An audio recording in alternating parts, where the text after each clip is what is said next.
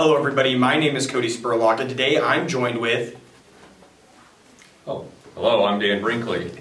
And today we're going to, find out what makes Mr. Brinkley special. And, I'm going to go ahead and ask, what makes you special, Mr. Brinkley? What makes me special, huh? Well, I like to think that I try to reach out and help folks that are like not the most popular, and like bring them in and make them feel more at home at our schools, especially at the middle school, because we all know that being a middle schooler is a very, very rough time of your life. What are you talking about? I was great in middle school. Well, of course you were, because you're Cody Spurlock. No, but yeah, middle school is always one of those times for everybody. And you're the head band teacher at the middle school. Correct. And at South Hutch. And then you are the assistant here at the high school, right? Correct. And this, correct me if I'm wrong, this marks your 8th year. Yes. Here in district. And so, for example, like the senior class this year is your first group from 5th grade to seniors here at Nickerson. I was actually saying that last night. I was like, these are my babies are finally starting to graduate that I started in 5th grade. So. Yeah. So, what was it like getting to, see some of us grow up from 5th grade to now? I gotta say, sometimes it's interesting to see like where you've come from as a sweet little innocent 5th grader into, we'll just keep it at that in high school. I like to think I haven't changed that much since 5th grade. What do you think? I'm gonna say, you haven't changed. Yeah, You've always been a pain in the rear. Always, I've been talking since the day I was born. So exactly. But for a lot of kids, you see a lot of drastic changes. And, oh yes. Exactly. Kids from 5th grade being shy to now being annoying. And is that one of your favorite parts of the job? Is getting to kind of see some of these kids grow up? Well, not only that, but it's just fun to see the musical growth. Just kind of see where you're just making noise on an instrument, and then you kind of see you guys up at the high school in your concert, and you're like, wow, I just can't believe that's where you ended up. Long way from hot cross buns. After hot cross buns, exactly. Or like I call it, cross your buns, because that's more comical.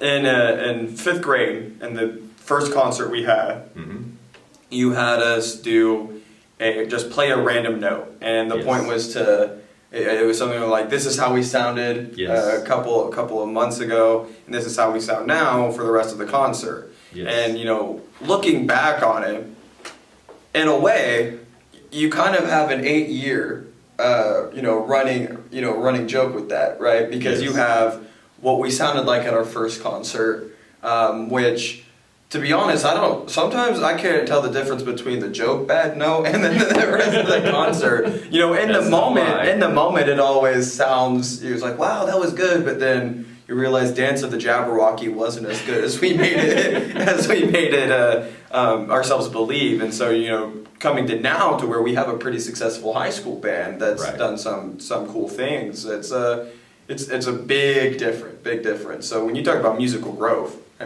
from 5th to our senior year, it's almost exponential. Yeah, it's crazy how different things are too, and then even who's in band. Yeah.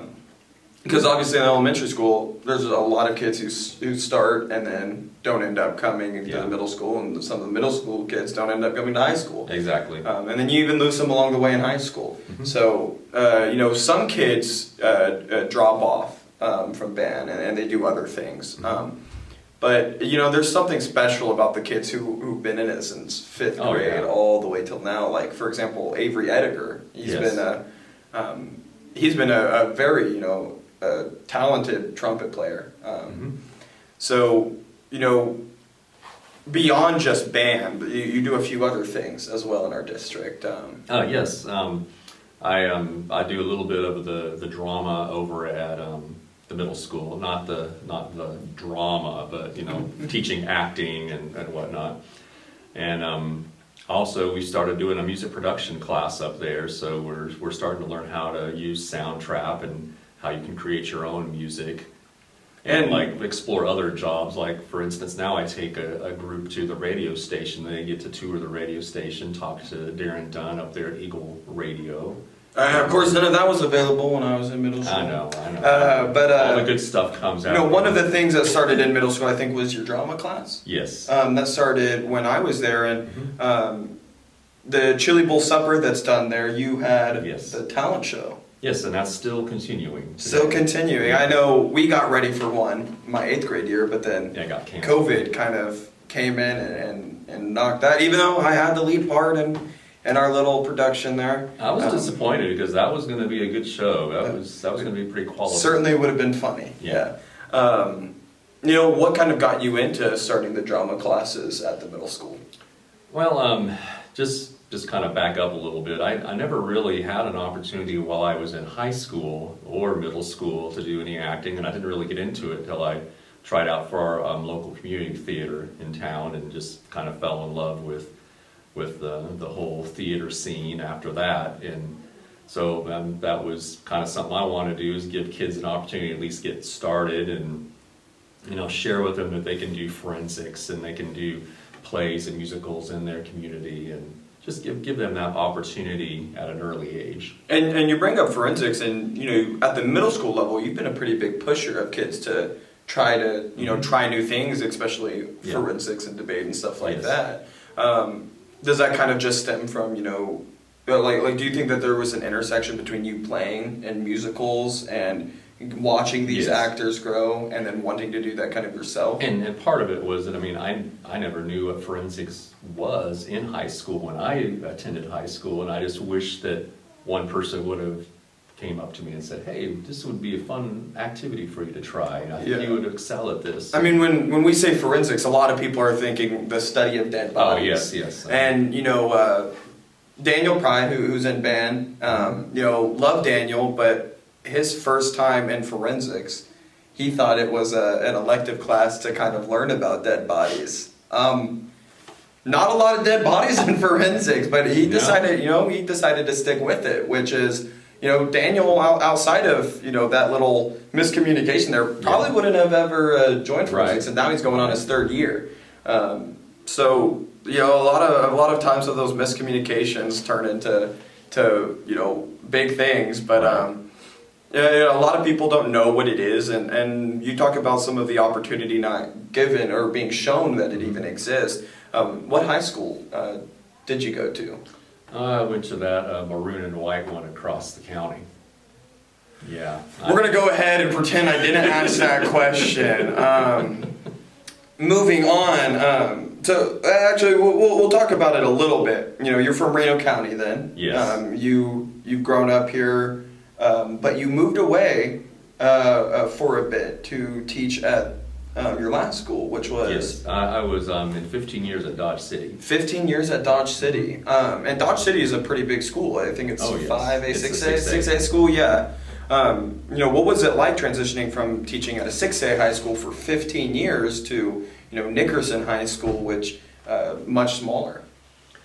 Well, it's the only thing you have to really think about is like the amount of people. So you have more of a quantity versus quality. So now you have to kind of get in there and work on the quality, since you don't have as many folks to cover up, the kids that can't play as well as others.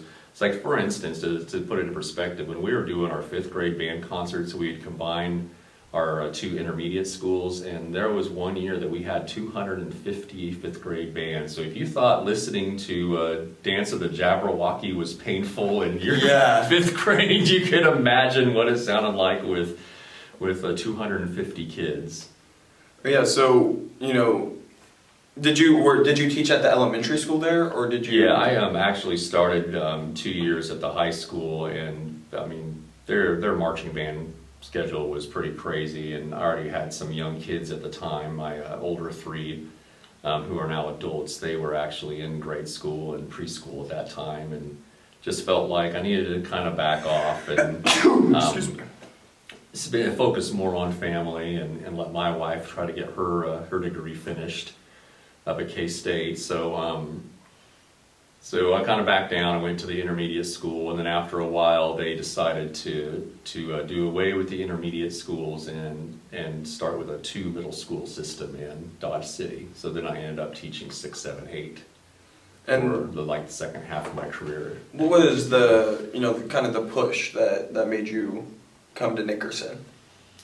Well, it was kind of a rough year before we moved here because we ended up. My mother-in-law ended up getting pretty sick, and so my wife actually came and helped her out. She ended up passing away, so we inherited the house, and that was kind of one thing that was holding us back from moving from Dodge City to Hutch is that having to buy a house bit. So that kind of gave us a nudge to get back in the area, and I was fortunate that both the high school and the middle school job opened up, so kind of had my choice and didn't really want to jump into the high school again until the kids that are now in high school got a little bit older. So and you have a few kids and still in District 3, right? Yes. Uh-huh. 2 at the middle school Mhm. and 1 here at the high school. Correct. Little Brinkley, as we call him. What's it like being able to teach in a band with him? Like being able to teach him, not only him, but also being able to kind of, guide him along his own path. It's been fun, and it's what's really funny. I'm assuming you're talking about Dakota. Yeah. Most people when they join percussion, they think they just want to play the drums. Well, he actually joined because he liked the song "Spooky Scary Skeletons" on the xylophone, and so he wanted to get in it mainly for the xylophone bit. But what's been kind of neat is not only did he just take my band classes, he ended up taking a guitar class with me at middle school, and that kind of opened up his eyes to playing the bass, and he's pretty much flourished playing the bass. Yeah, and he's played the bass in some of our musicals here Yes. as well. You've played in the pit with him. Right. Was that kind of interesting to see, him walking along some of your footsteps? Yeah, it's kind of fun. It's kind of neat to see that. And I had a little bit of that happening with my older son too, because my oldest son, Daniel, he's an instrument repair technician in Oklahoma City right now, and also an oboe performance major. So I always joke and say that he didn't learn from dad's mistakes and went into music. So, but yeah, it's always been fun because I try to get my kids involved with me when I do community events. I'm really big into doing community bands. So I was director of the Dodge City Cowboy Band, which is a community organization of adults and students that got together over the summer, and then we do the same thing here with the Hutch Municipal Band. I have kind of cool stuff. Yeah, and what about your younger two? Are they in band? Yes. Bella's a bassoonist and tenor saxophone, and Aiden plays tuba and bass, and he's jokingly saying he's going to knock Dakota out of his bass slot in jazz band his senior year. So what do you think? A little bit of a rivalry. Okay, between me and you, pretend the camera's not going. Sure. Who do you think is the better musician? Well, right now it's Dakota because he's got the experience. Time, one-on-one. You take Aiden where he is now, and Dakota where Aiden is. I think Aiden is probably better as an 8th grader than You heard it here, Dakota folks. was, but Aiden Brinkley, the best musician in the family. but he also kind of annoys you, and he'll sit in his room and play pretty much the same thing over and over for like 2 hours. So What's that? There's a few bass songs that are pretty. well, he's doing more guitar. So guitar. I gotta say that "Sweet Child of Mine" is starting to become one of my least favorite songs. Oh wow, and that's hard. That's a hard thing to do. Make that song one of the least favorite. We talk about your own family and how they're kind of growing musically in the district, and then you being there along the way. But you've also had there's also a large group of kids outside of your own that you've helped grow and establish their own musical presence. And that's kind of a common theme is you've helped a lot of people grow within music and drama and find their passion, right, for art. And what's kind of the driving factor behind you pushing people to do new things and to participate, especially when it comes to the arts?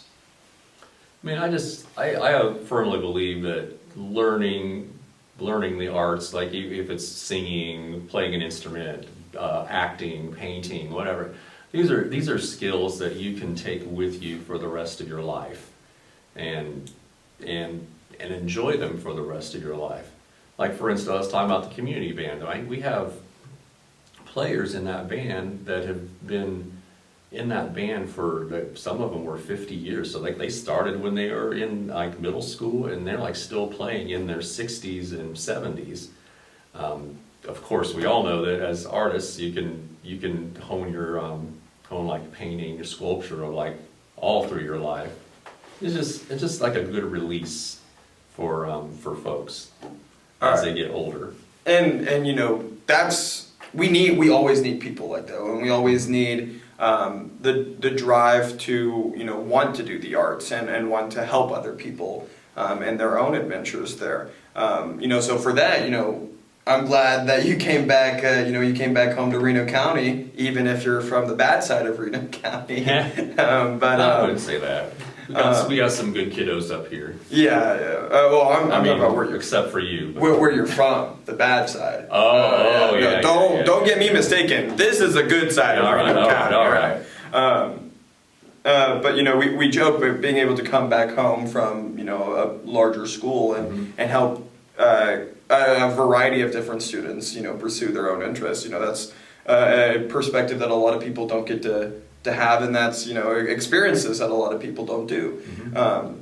But beyond, you know, band and the arts, if you never did band, if you never did music, what do you think you would have ended up being? Well, the funny thing is, I always wanted to be a train engineer, so I'd be driving a train. Oh, but you decided to pick a different track? Yes. A train engineer. You know, what made you consider that? Oh, I just loved trains growing up, and I still I actually live out by a track, and it's like I love seeing the Amtrak go by if I'm like up in the middle of the night, and it was like, I don't know why it's so fascinating.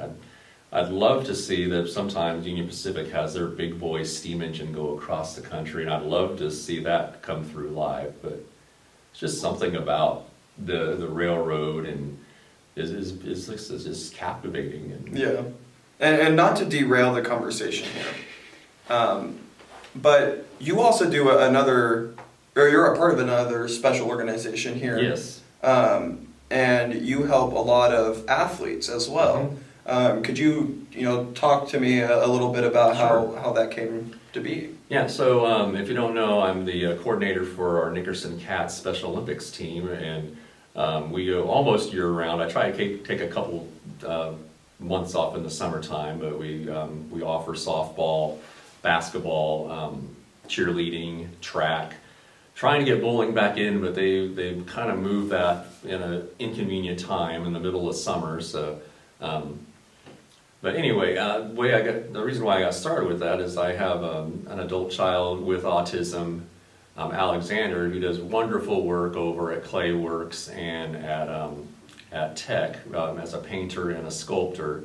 And when he was younger, someone had approached us and said, "Hey, we've got the Dodge City Dodgers. Would your son be interested in trying?" And we just didn't know what Special Olympics was all about. And I first came in as a parent and just accompanied Alexander, and he seemed to enjoy it. And as he kind of went through their program, I ended up being a coach for Dodge City for a while. And just as he kept growing, we just ended up coming over here and really couldn't. Sorry about that. All good. My silence doesn't work on my phone. I apologize, folks.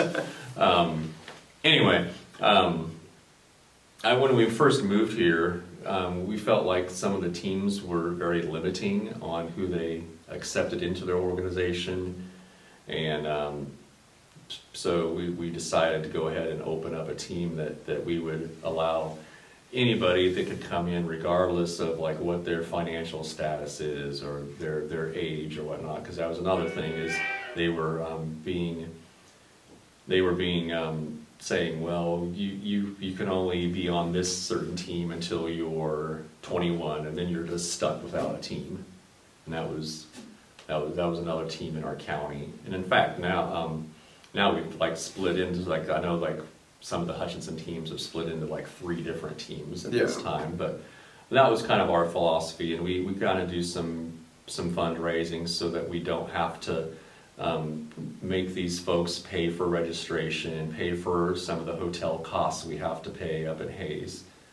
So that's kind of how we got involved. And if you've never been a part of a Special Olympics event, I highly recommend it, because these are some of the greatest athletes that you'll ever meet, and just pure love and pure appreciation for just being a coach and just being there for them. And it's a great opportunity for some of these folks as adults. They just sit in their group homes and they don't have any physical activity. And so we're just giving them a chance to get out and just move.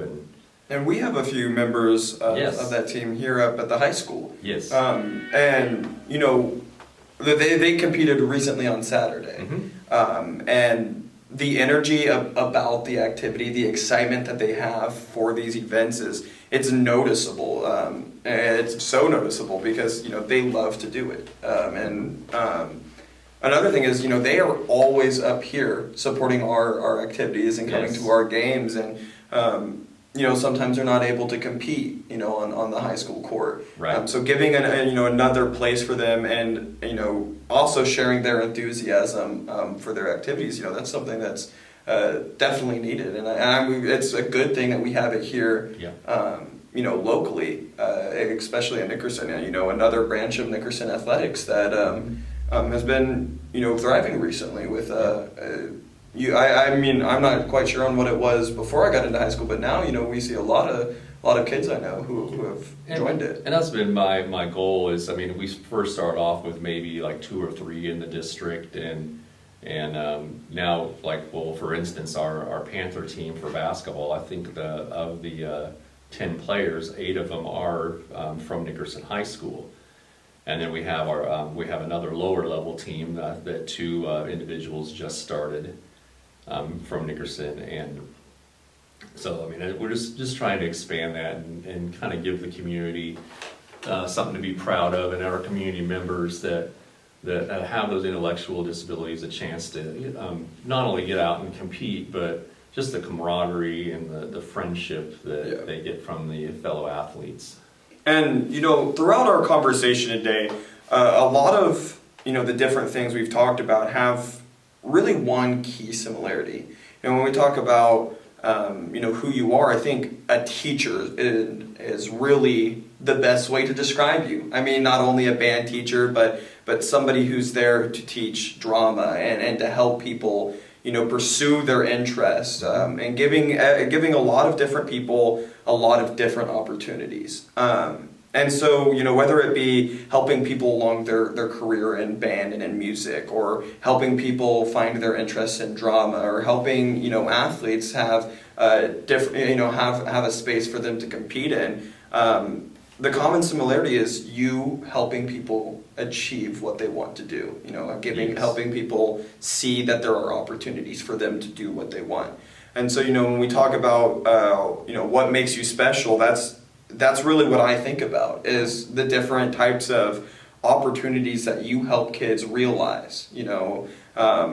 And in drama, you know, maybe it's just that one 8th grade class that they took that pushes a student into doing forensics. And, you know, now we have kids who, that is their whole reason for being here. They said, Mr. Brinkley said I would be good at it, and now they're here. And we have a few promising freshmen. And so, you know, building a foundation for kids is is hugely important for them to be able to achieve big things, because we all have to start somewhere. And for a lot of kids, that start happened with you, whether it be at the elementary school in band, or it be at the middle school with drama, or it be in the Special Olympics. And so, you know, I thank you for providing us and the community with those opportunities, because some of them just wouldn't exist without, you know, you coming back into Nickerson. And, you know, even throughout the 8 years of me being in band, just being able to go to school and say, what's up to Mr. Brinkley. It's been, it's a fun thing that we get to look forward to, and it's, a good thing that you're here in the district and back home in Reno County.